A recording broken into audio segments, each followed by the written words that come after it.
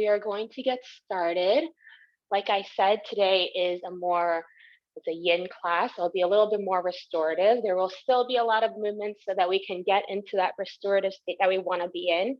We're going to start on our backs today in a supported bridge. So starting on your backs, fingertips gently grazing your heels, and then you're going to lift your hips using a block. If you don't have a block, you use a stack of books and place it right underneath your sacrum. So, sorry, I forgot to mention, recommend 2 blocks and a blanket. I prefer she, her pronouns. But if you don't have a block, you could also use a book. You could also use a bolster. And if you do have a block, you could always adjust the setting. And if you're feeling bold and you have a pair of blocks, you could also use it on the highest setting as well. This will be pretty intense to start, but it's a great chest opener. And of course, remember, you could start your playlist now as well.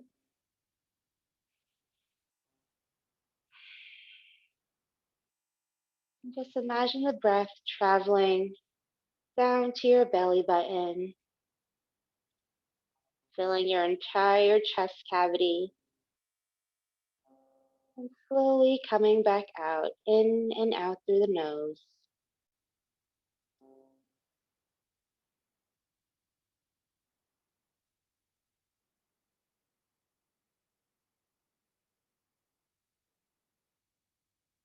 Today, we're going to be playing with bringing more awareness to the breath. So when you inhale, bring yourself to the felt sensation, feeling your belly rise. And as you exhale, feeling the belly fall.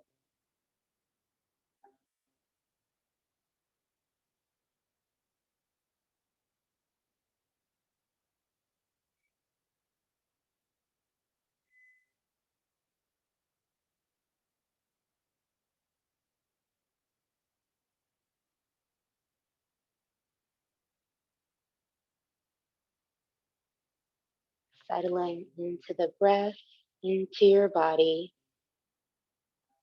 Yoga is an incredibly grounding practice. It's bringing yourself into the here and the now. I like to call it the art of arriving. Welcome, you have arrived. You are here.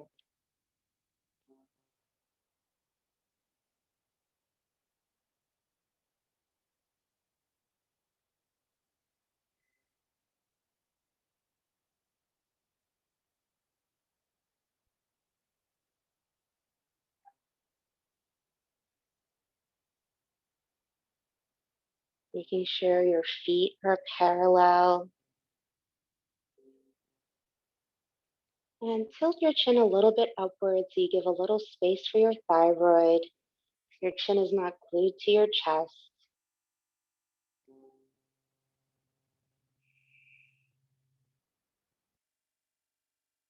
And slowly, when you're ready, start removing the props from underneath yourself, sticking your butt out to come down, placing your props on the side for now.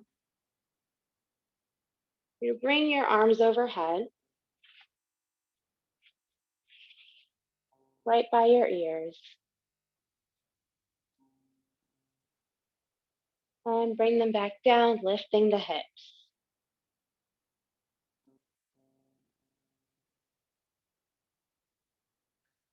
Inhale, arms by your ears, hips down, and exhale, hips coming up, arms by your side. Just play with this for a few breaths, synchronizing with your own breathing pattern. In and out.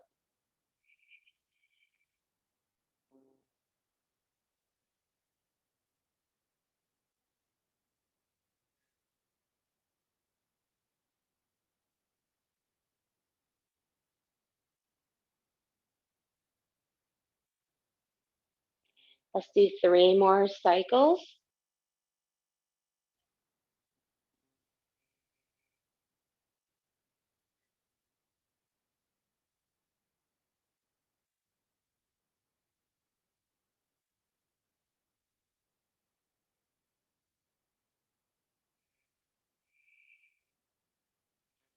When you're done, roll to the side, gently press yourself up,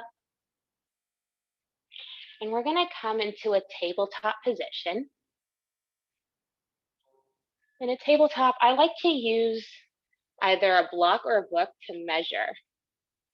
That way you know that your shoulder's over your wrist and that you have a 90-degree angle at your wrist. And same thing for your thighs, so you know you have a 90-degree angle at your hips. And then when you bring your middle fingers to touch, that's one way to tell that you are shoulder width apart. That's a simple way of setting up your tabletop. Setting up the conditions. It's very important to make sure that your shoulders are underneath your wrists. So that way, if it's too wide, it's a poor boundary. And if it's too close together, you won't have enough room for your lungs to come through. So that's why we will be spending a lot of time just setting up the conditions. And now you could test the integrity of your pose. Try lifting up your knees ever so slightly. So you feel that connection with the tops of your feet with the ground. That's the type of connection you want to maintain throughout this exercise. Your tops of your feet are your anchors here. And then just slowly start moving from your pelvis. Inhale and exhale. In for cat. Exhale for cow.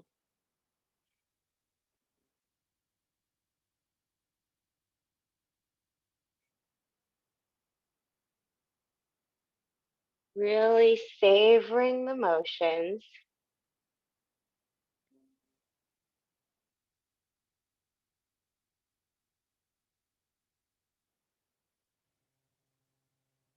And when you've taken about a dozen or so, we're going to start flipping the wrists. So lifting at the elbows and flipping 180 degrees around. So when you flip your wrist should be parallel with the front of your mat. So sometimes people I see flip it part of the way. Try getting all the way around. Flipping your elbow, flipping the wrist, and flipping it back to the normal direction. And we're just going to flip and flip. And remember, the tops of your feet are still plugged into the ground. That's your stability.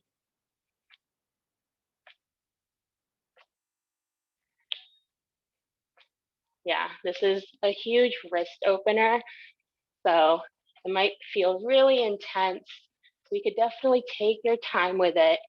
If it's too much right now for the flipping, just flip one at a time and make small circles around, making sure you circle in both directions. And then switch to the other wrist, circling in both directions.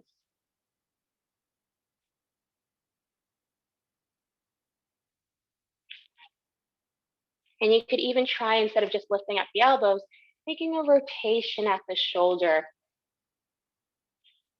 like you're doing a backstroke. And then just bring it back forward. Nice. And keep your vision out, because that's the direction you're moving. So you don't want to be staring at the ground or at your pelvis. You want to have an outward momentum.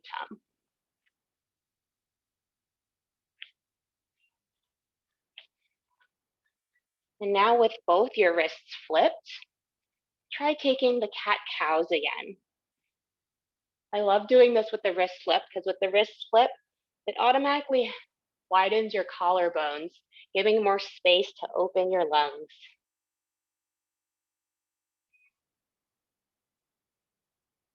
And if you're comfortable with the cat-cows, you start playing with the speed. And remember that the movement starts from the pelvis. And the rest of your spine is going along with the ride, going with the wave, with the flow.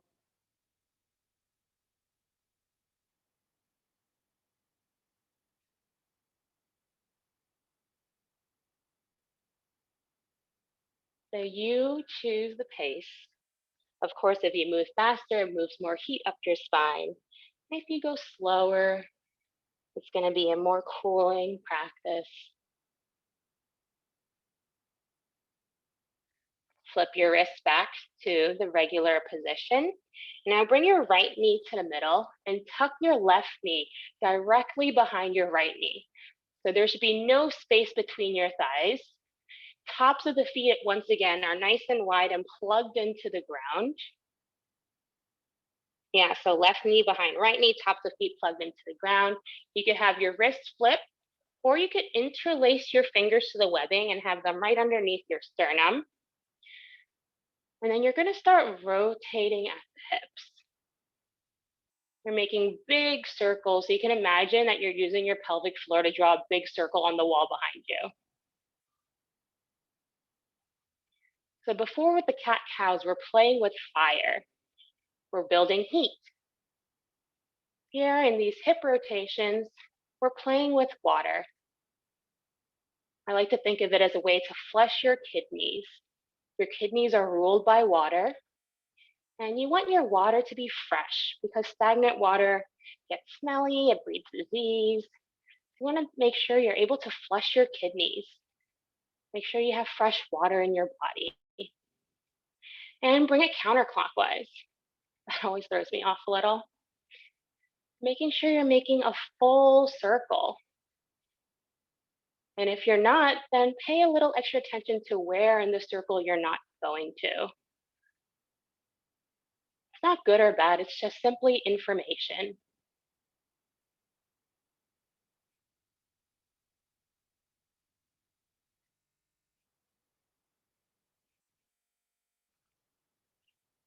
Release your hands. Come onto the balls of your feet with the feet still in a twist. Right knee still over left knee. You're going to push up into a down dog. So hips high, knees bent. There's a down dog variation with your legs in a twist.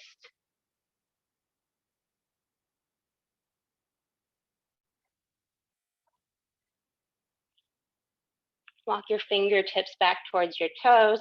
And if your right leg is in the front, you're going to spin towards the left onto the balls of your feet. Spin, spin, spin, spin, spin. And now your left leg should be in front of your right leg. And coming back down.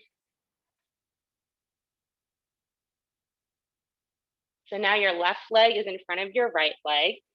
So your right knee is tucked in all the way behind your left knee. So your thighs are glued together.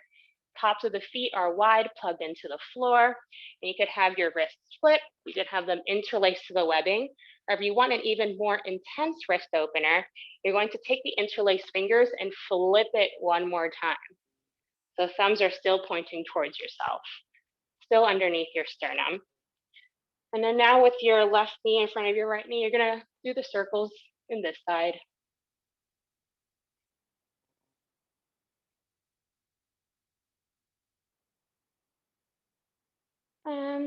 Making sure you go counterclockwise as well.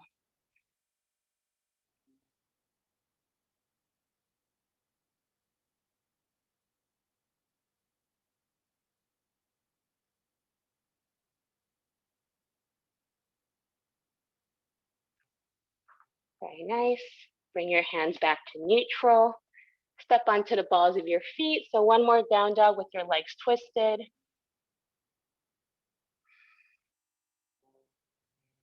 Knees bent, hips high.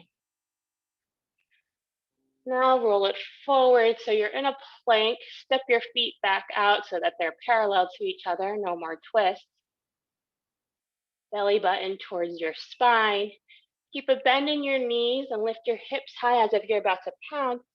Downward facing dog. So the down dog in Katonah is a little different. You start with the length of a plank. And then here, I recommend having your heels high.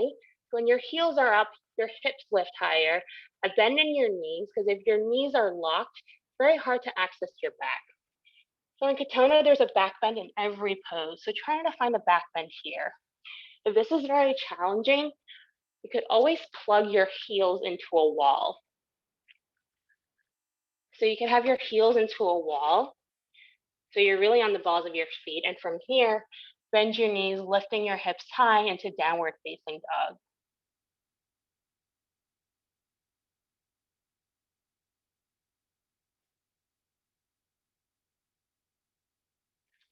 Very nice.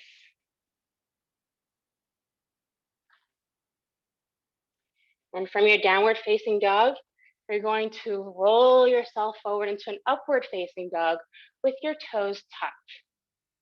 So you're still on the balls of your feet.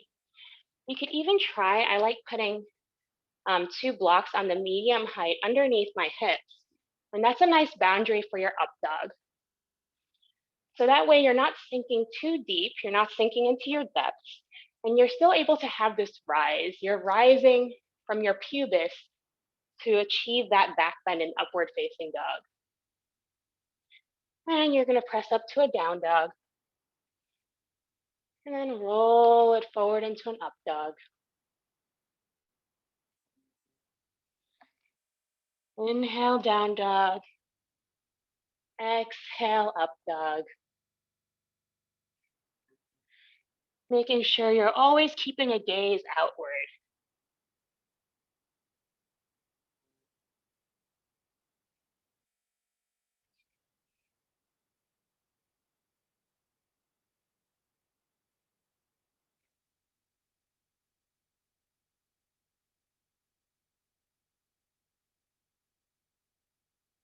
And if you're comfortable here, you could always play with the speed.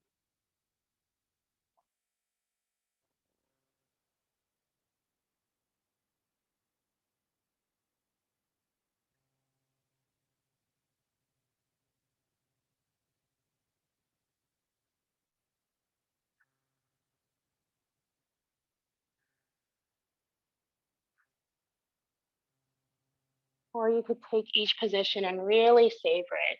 So if you want to make your down dog more restorative, you could place a block underneath your forehead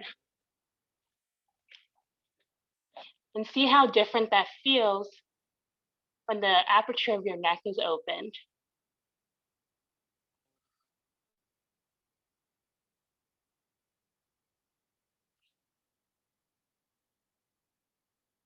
Yeah. And now we're going to bring the down dog into a twist. So I always start from measuring in a plank, making sure your feet are hips width distance. So you can measure that by bringing the heel of one foot and seeing if it touches the ball of the other foot. That way you know your hips width distance. I'm going to show you from this angle. That's one way to measure hips width distance. So from a plank to a down dog, and then you're going to bring your right hand about a foot closer to your face. You're making a shorter down dog. You're going to use your left hand to grab your right heel. And then from here, you're going to just spin into the pose. A down dog twist. If you can't reach your heel, then just make your stance a little shorter. Keep a bend in your knees, hips high. Try to bring your chin towards your armpit. And you're trying to look beyond your front hand.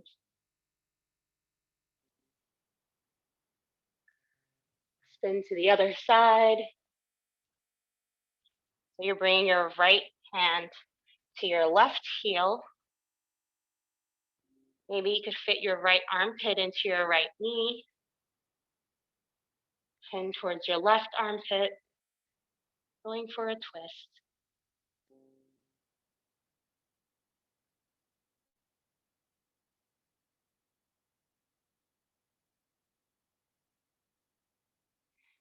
Hands down. Come onto your knees. Let's shake it out. You could tap the tops of your feet. Flick your fingers. We do a lot of wrist work. And we're going to do a little foot vinyasa. So tuck your toes and you're going to sit on your heels. If this is very intense, you could place a block between your butt and your heels that will alleviate some of the pressure.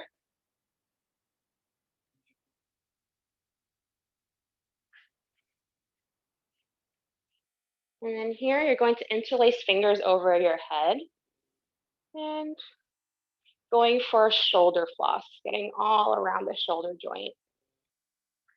Also bring it the other direction.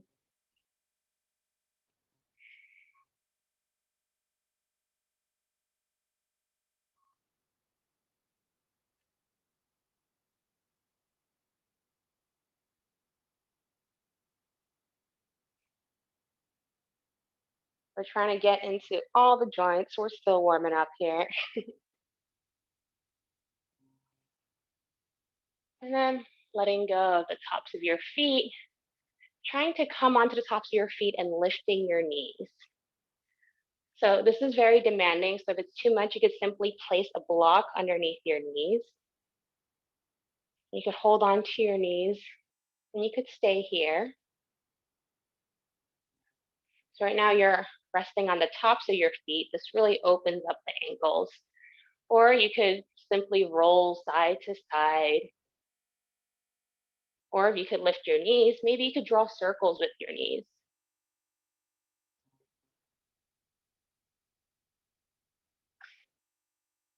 So the tops of your feet are the tops of your hands, are the shell of your back. They're all correlated. So this right here is opening the tops of your feet, which again will help you get into back bends later as well.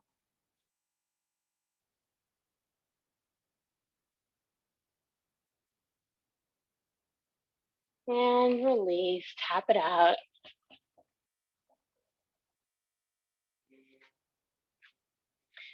Come back into a plank, hips high, downward facing dog. You're gonna walk your hands to your feet and your feet to your hands. We're gonna set up for a forward fold. Few things in the forward fold. I recommend stepping on a blanket. So a blanket or a towel underneath your heels, so like you're wearing high heels. This will help tilt yourself forward using gravity to your advantage. And measuring hips width distance. So I showed you before one way to measure hips width distance is to bring your heel to the ball of your foot. Another way, you could use two fists between your arches. You squeeze your arches together. That's hips width distance. Or you could stand on your palms and your thumbs touch, also hips width distance. These are all just different ways to show you that your body was made to fit itself.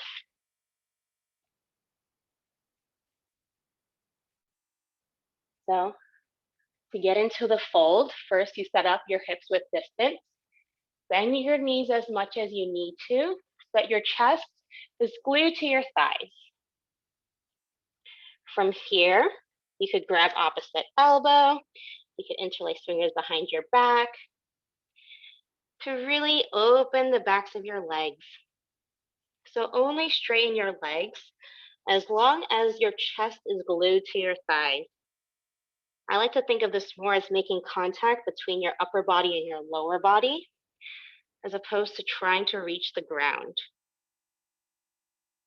So hangs require a lot of stamina because it needs you to be in your legs.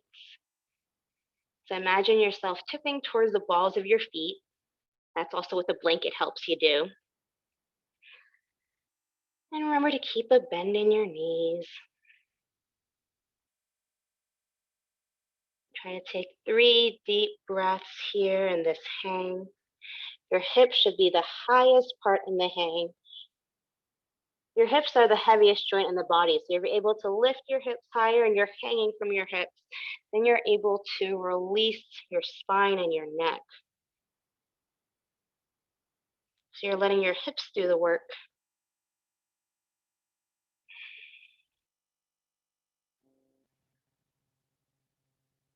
Walk your fingertips forward, bringing your gaze towards your fingertips. So your body is moving in 2 different directions. Your hips are sitting back, your fingertips are right in front of you, stretching out the spine. Walk your fingertips to the left towards 10 o'clock, keeping your right hip in place. Feeling the opening of your right side body. And walk your fingertips to the right towards 2 o'clock, feeling your left hip in place. So that your hips remain square as you go for a nice side stretch. Bring your feet together so you have one big foot. Bend your knees a lot. And we're going to bring your left elbow to over your right knee. You could bring your left hand into a fist. Right hand grabs that fist, going for a twist. Or you could reach the ground with your left hand over your right shin. Could also go for a twist this way as well. So you're opening towards your right side.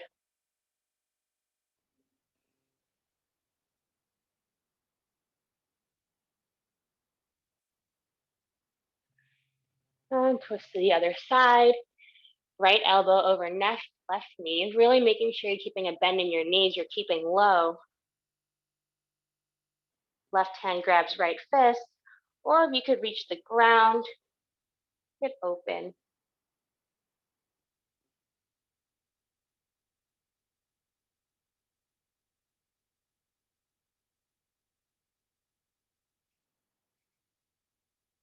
Release, bring your feet back to hips width distance. See if you could step your feet onto your palms. You're going to have a bend in your knees in order to do that. Inhale, straightening the arms, looking ahead. And exhale, bending the elbows, releasing your neck. Enjoying the hang.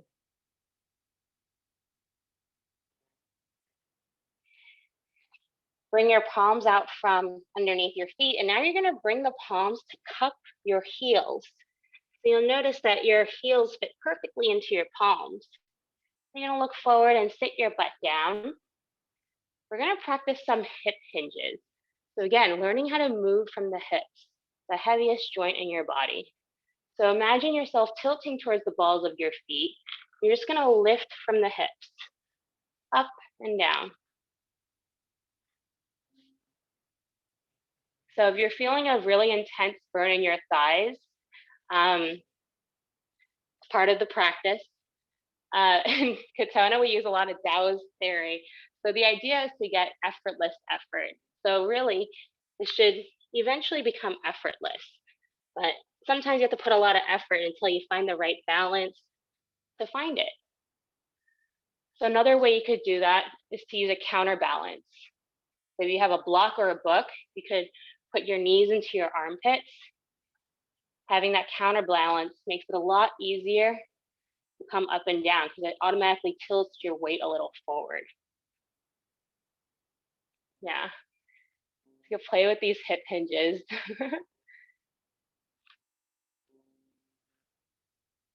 Every time I do this, all this air in my knee starts coming out and it sounds really gross. And I'm like, okay, maybe that means I'm aligned now.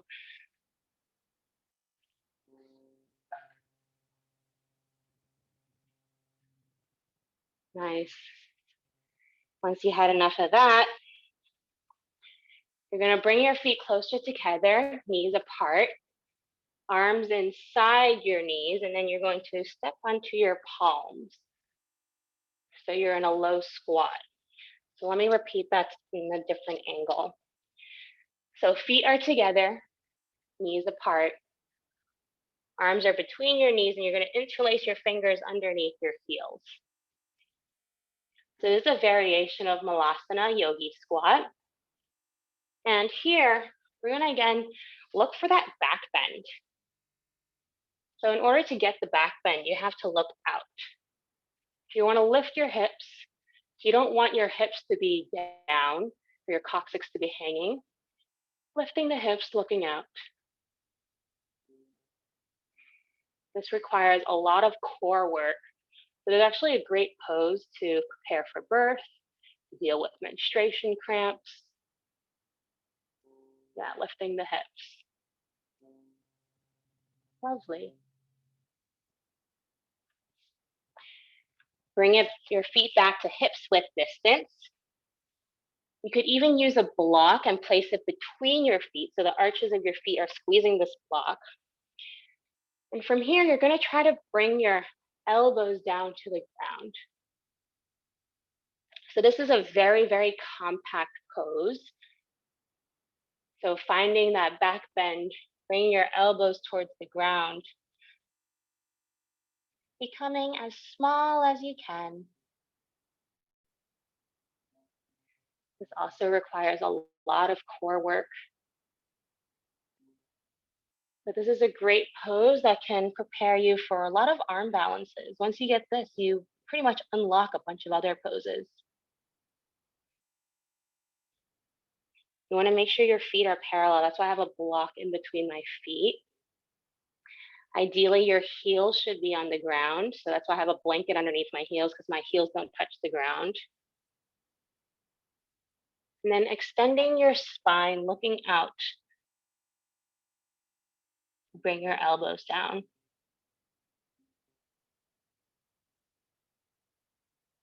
You come up, walk your left fingertips out to the left, and opening the right to a twist.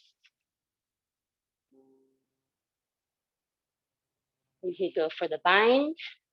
Welcome to take the bind.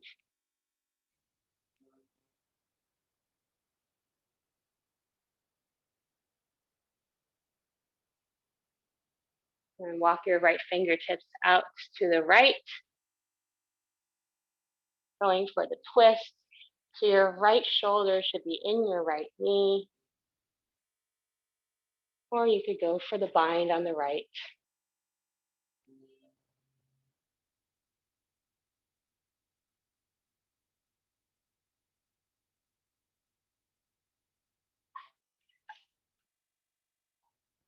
Remove the props. Come onto your knees. I like to call this a little seed pod. We're going to prepare for camel. So I'm going to show you one way to get into camel that you could play with. So we did a lot of hip work and a lot of hip hinges. So you start with your eyes on your knees. Then you look forward, maintaining this back bend, holding onto your heels, coming out into a camel, and then coming back out the way you came in. So important notes here is you're maintaining contact between your hands and your feet. So either holding onto your heels, you can also try using fists in the arches of your feet. So you start in this seed pod, and then you look out. It's very important to bring your vision along. And maintaining a back bend will help you bring your hips and pelvis forward. And you could try punching your arches of your feet to bring your hips out. You could try playing with this. If this is too much for today, that's totally fine. You could start high on your knees, tucking your toes, placing your hands on your lower back, and finding a back bend, and maybe eventually reaching your heels and cupping your heels with the palms of your hand. So two ways to get into camel. You could either come in from the top, and even if you come in from the top, try coming in and out of it a few times. So holding onto your lower back and reaching for your heels.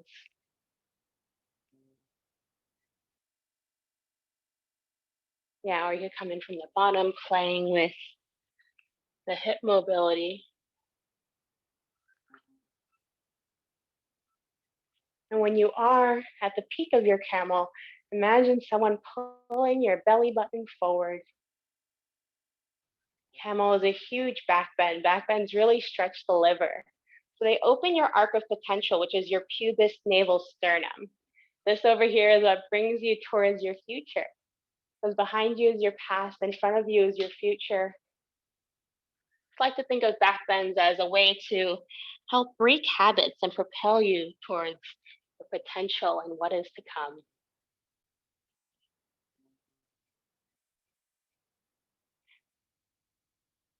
Once you've had enough of camel, let's set up in frog. It's a frog variation. So all these props are optional. I'm going to talk you through with all the props, and then I'll give you options to do it if you don't have too many props at home. So knees apart, big toes touching, knees are wide. And then you're going to tuck this right underneath your knees. So this rolled blanket right underneath the knees. You're going to stick your butt out as far as you can.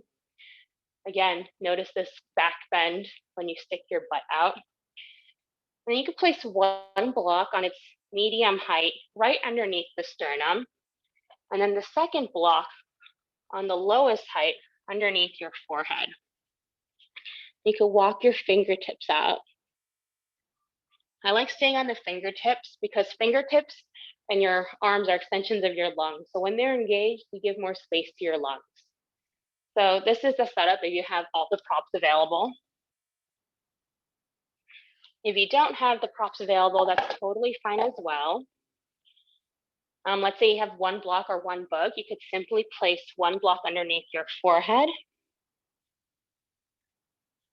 I do recommend supporting your forehead. So if you don't have any blocks, either stack your palms on top of each other or two fists to rest your forehead on. Because a lot of times when I see people in frogs or in child's pose, they have their foreheads onto the ground and then their chins are tucked in close to their chest. So you have no room for your thyroid, which is the temperature control of your body. Lots of hormone regulation happens there. So when you have the block underneath your forehead or some support underneath your forehead, you give space for your thyroid to function better. So yeah, so set yourself up in any way that's comfortable. We're going to be staying here for at least a dozen breaths, so make yourself comfy.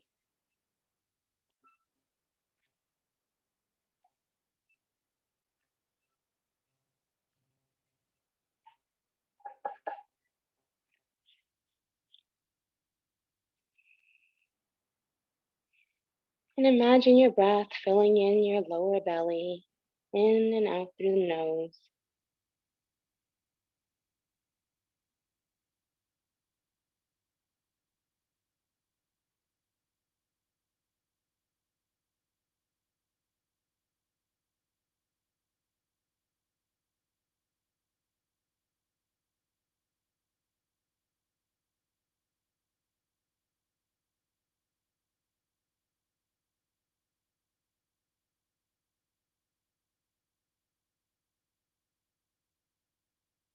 Remember to swallow. When you swallow, you help activate your parasympathetic nervous system, which is the rest and digest. You're telling your body it's okay, we can relax, it's time to calm down.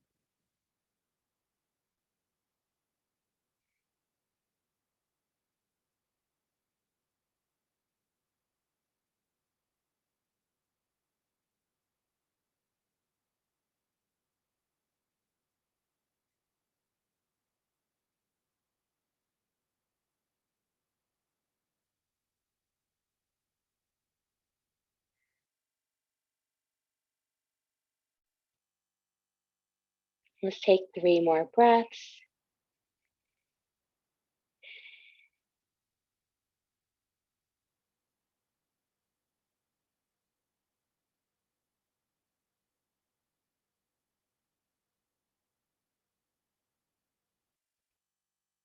And when you're ready, we're going to bring this into a twist.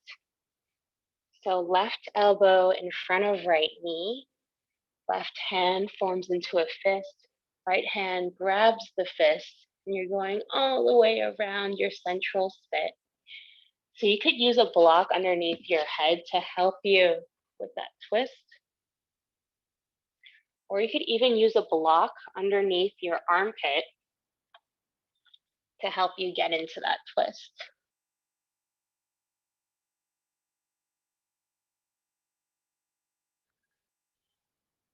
Make sure you go both sides.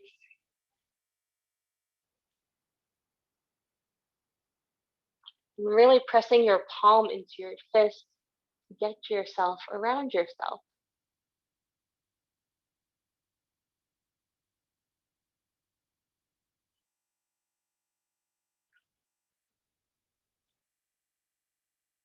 When you're ready, walk yourself back up,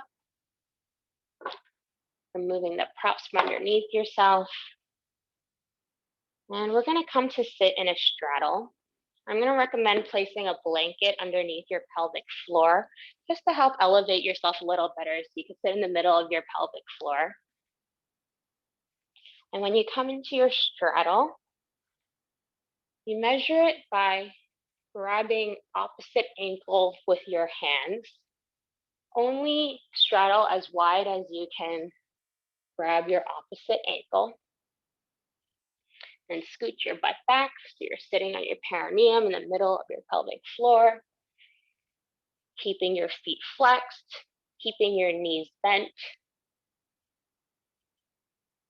This is especially important for people that are like super bendy and flexible.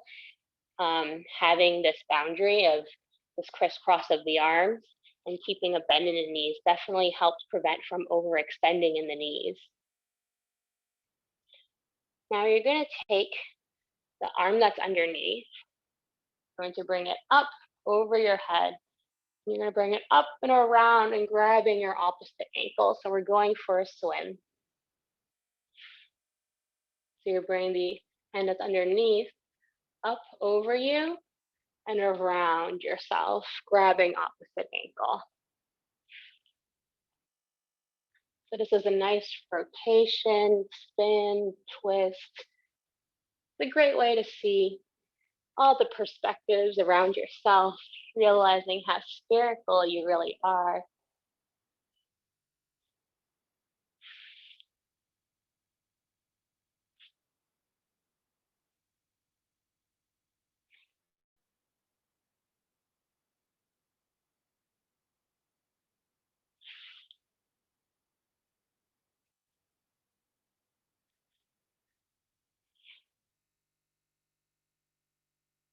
And of course, remember to bring your vision along with your hands. That way you could catch any blind spots.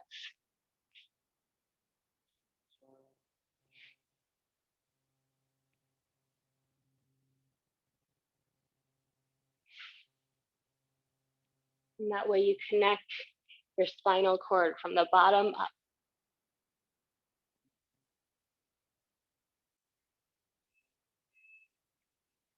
Coming back to center. And so for the next thing, we're going to prepare for binds again.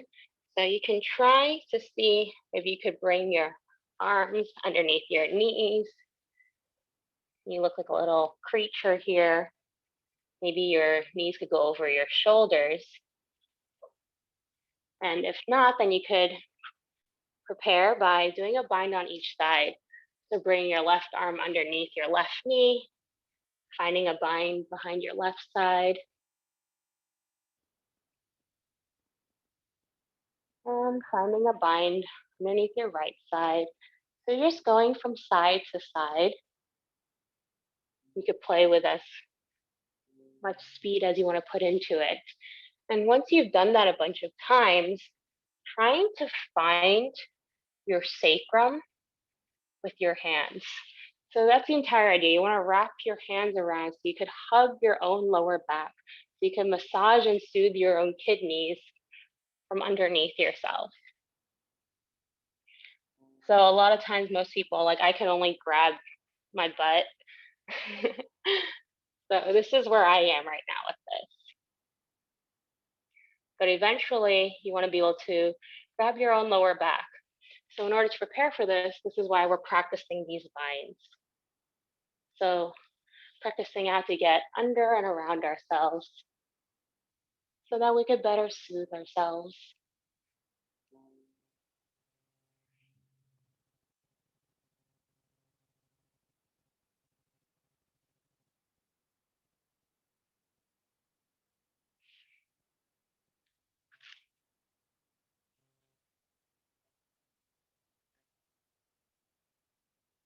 When you've had enough of that, you're going to come into a figure four. So let's do left leg out first. So you're going to bring your right heel towards your right groin and the right ball of your foot towards your left groin.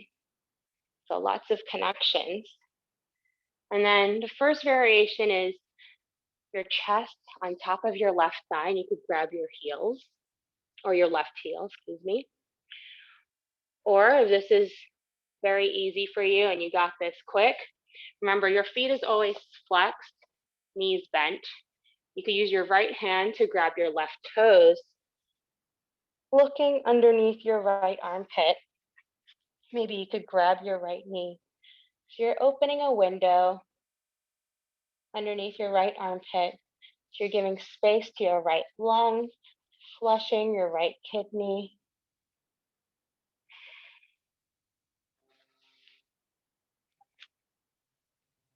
Very nice. Beautiful.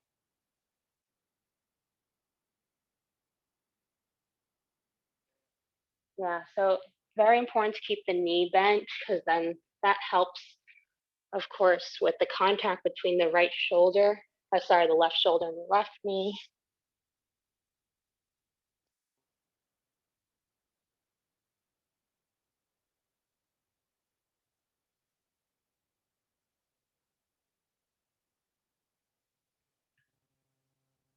And bringing it to the other side. So right leg out in front of you, left heel to left groin, left ball of foot to right groin, keeping a bend in the right knee, chest to right thigh. This might be where you are today, and that's totally fine. You want to bring it to the next step, left hand on right toes, and peeping underneath your left armpit, opening your window. Bring the right shoulder and the right knee, right hand grabbing left knee.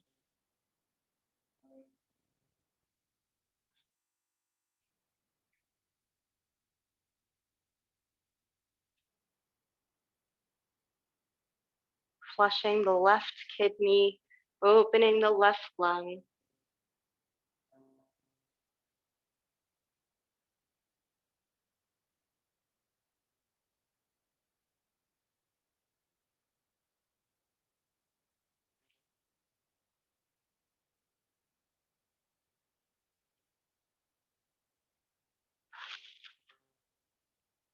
Bring your legs out in front of you. We're going to set up for Paschimottanasana. I still recommend sitting on a blanket here so you could find your pelvic floor. You could scoot your butt back, peel the flesh away from your sit bones. Legs out in front of you, feet flexed, knees bent as much as you need to so that your chest is in contact with your thighs. So similar before when we were in a hang and we found that clean crease in the hip folds, you're finding that here. And you could use a block underneath your forehead. Or if you don't have a block, you could use a towel over your shins to rest your forehead. You want to make sure that your hands are holding onto the tops of your feet, or if you can reach, you could place another block underneath your feet. Maybe you feel like you could extend your legs longer. Do so by shifting your butt backwards.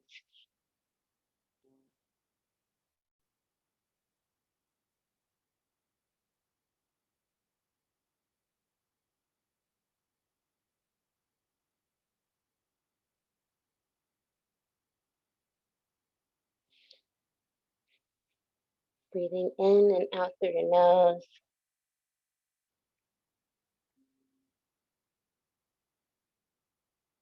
I like to imagine my breath wrapping myself here. So inhale, the breath travels up my legs, and exhale, my breath travels up my spine towards the crown of my head. I'm wrapping myself in a little cocoon.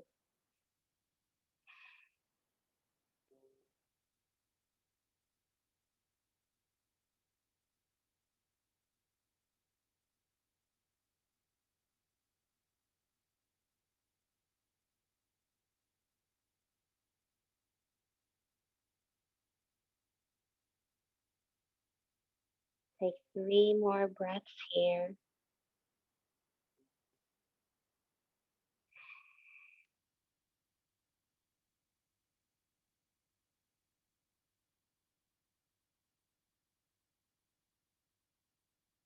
Come out. Make sure your feet are flexed. grab opposite elbow by your ears, look out, and come out with your head in a frame. And come up and down a few times. Inhale and exhale to come up.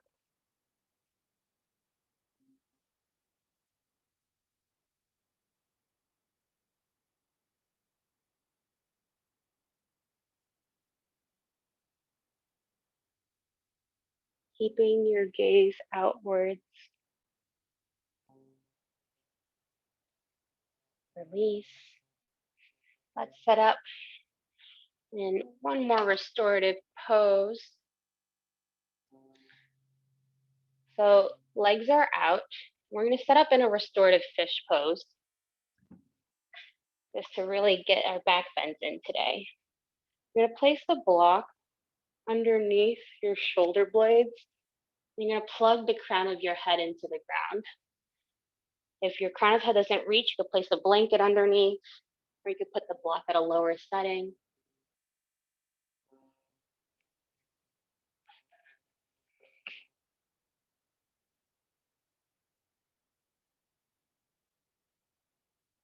So this over here also holds the aperture of your thyroid. If you want something a little more intense, you could come into it in Virasana, hero's pose. So these are bent, block underneath the shoulder blades, crown of head plugged into the ground. You could even take an eagle wrap of your arms, plugging your palm into the ground.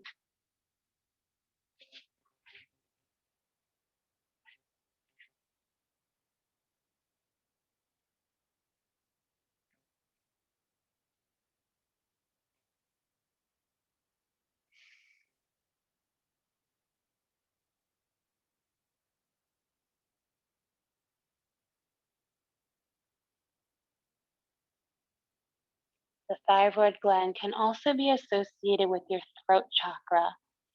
So we played with that a lot today.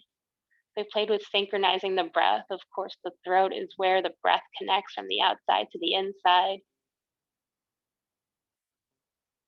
It's all about self-expression, being able to sing from your heart. If you do choose to do an eagle arm wrap variation, make sure to switch both sides.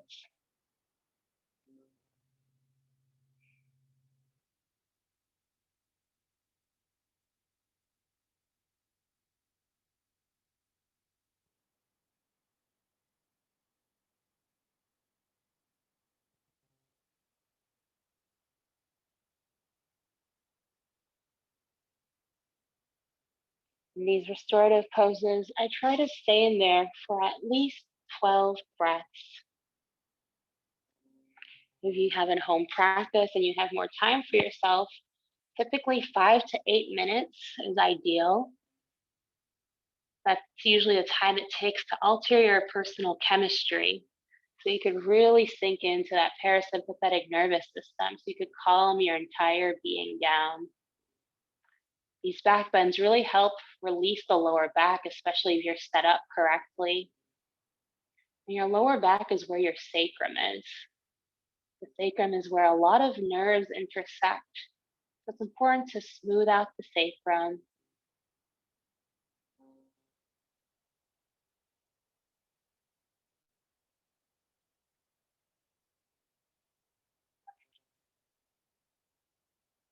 Take 3 more breaths and then slowly walk yourself up to a seat when you're ready.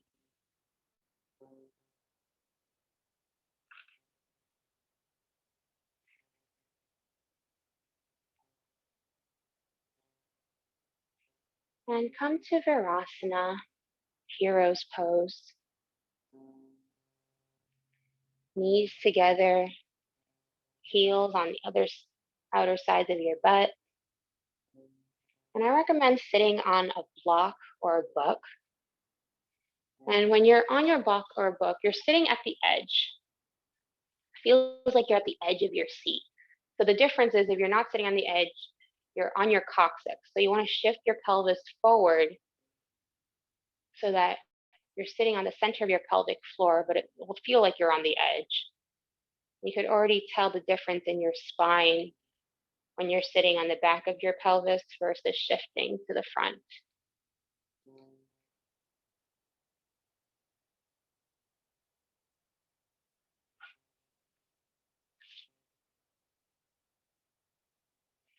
Grab opposite elbow. We just did this before. You're going to inhale, opening the window, forming a frame around your ears, and exhale, close. Inhale and exhale. You inhale, you're making yourself available. When you exhale, you're closing your own container.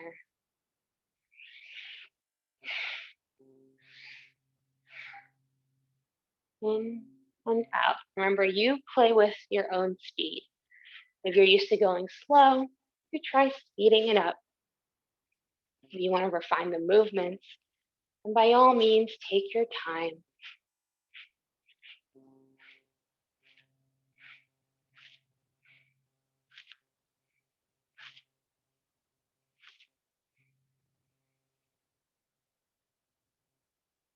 Release your arms. Interlace your fingers behind your back so thumbs are right in between your shoulder blades.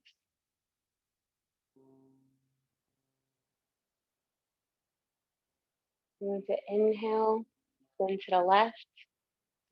Exhale, spin to the right. In, out, in, out.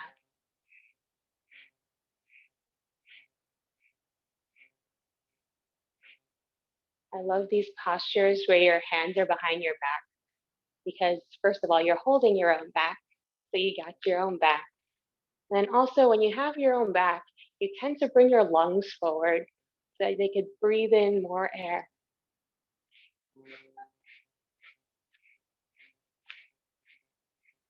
If you feel dizzy, keep a soft gaze, go a little slower.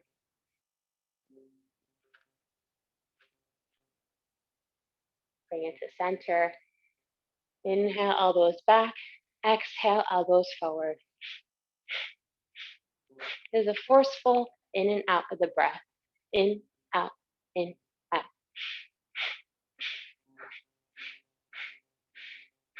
You could also speed it up like you're a little hummingbird or a butterfly flitting from flower to flower.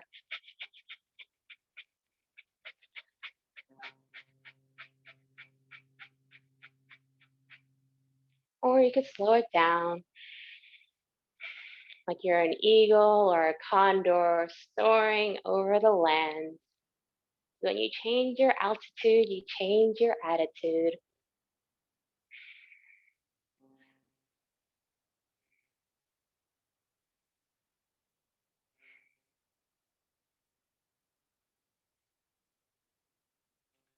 Relax your hands, palms facing up. Don't shake your wrists because you meant to do that. If there's a lot of tension in your wrists, you could flick it. Otherwise, just feel the energy circulating in your palms.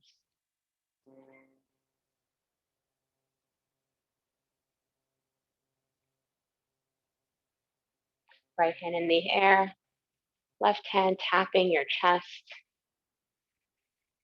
This is your thymus gland, your heart center, your personal shrine, your personal immunity. It should feel taut like a drum. That's how you know you have a healthy immune system. You're going to switch hands and exhale, tap. Exhale, exhale, exhale, exhale.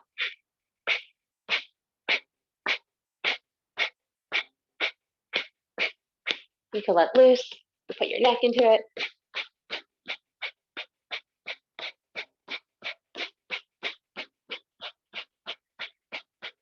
You can maybe put your vibration to it, put your voice. Ah. Let it all out. I like to think of it as tossing out everything that you don't need that you're holding in your personal space.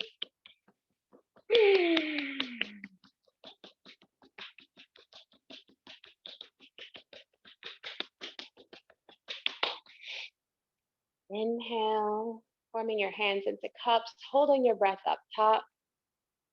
Take 3 more breaths of air through the mouth. Hold it full, seal the pelvic floor, channel the energy up towards the crown of your head, and exhale, popping the cork. Palms resting, facing up on your lap. See if you could imagine or feel the energy swirling in your palms. Bring your palms out facing each other in front of you. See if you could feel the chi ball. Inhale, gently expand your hands, and exhale, condense.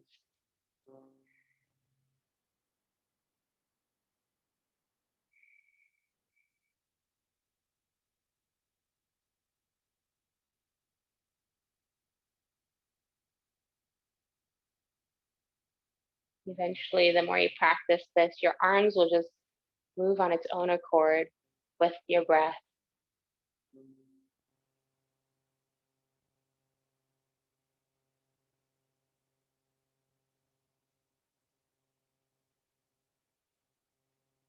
Bring your palms together at heart center, bowing your head to yourself, thanking yourself for taking the time today for this act of self-compassion.